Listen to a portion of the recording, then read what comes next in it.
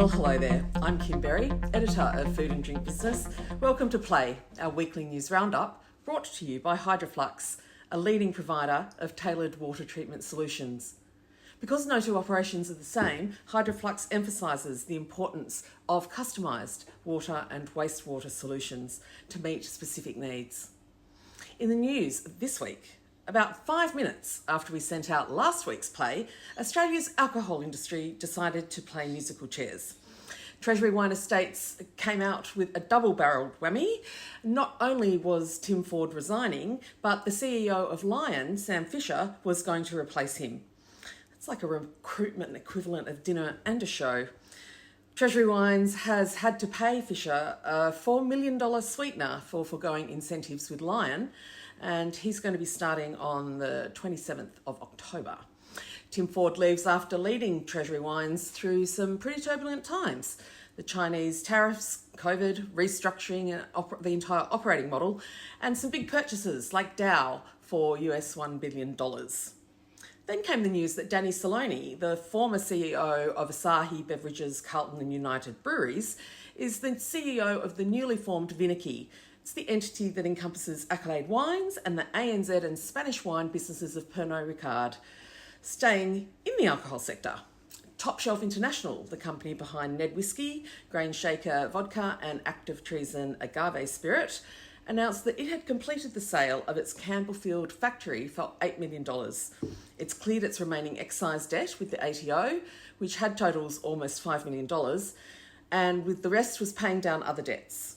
It then followed that news that with the fact that CEO Trent Fraser was also going to step down.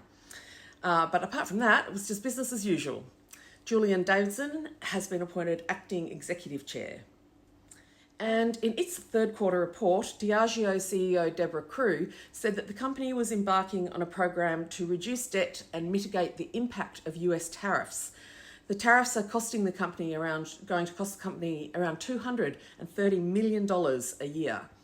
The program, called Accelerate, is a $770 million cost-cutting exercise.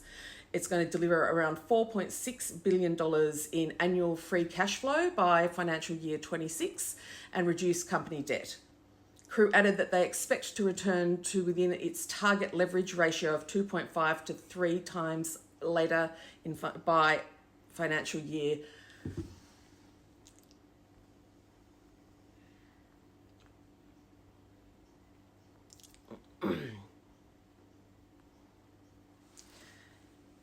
And Diageo CEO Deborah Crew said in the third quarter report that the company is embarking on a program to reduce debt and mitigate the impact of US tariffs that are going to cost the company about $230 million a year.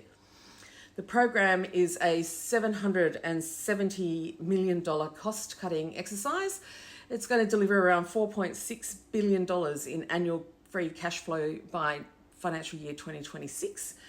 And Crew added that they expect to return to well within its target leverage ratio of 2.5 to 3 times no later than financial year 2028.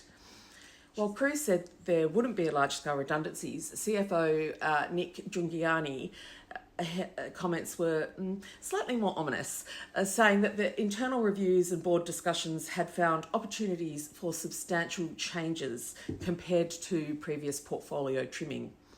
He said it's going to be above and beyond the usual small brand disposals that you have seen over the last 3 years. Interesting times in the alcohol sector. For all these stories and more, head to the website foodanddrinkbusiness.com.au. Thanks again to Hydroflux. And with that, I'm Kim Berry. Over and out.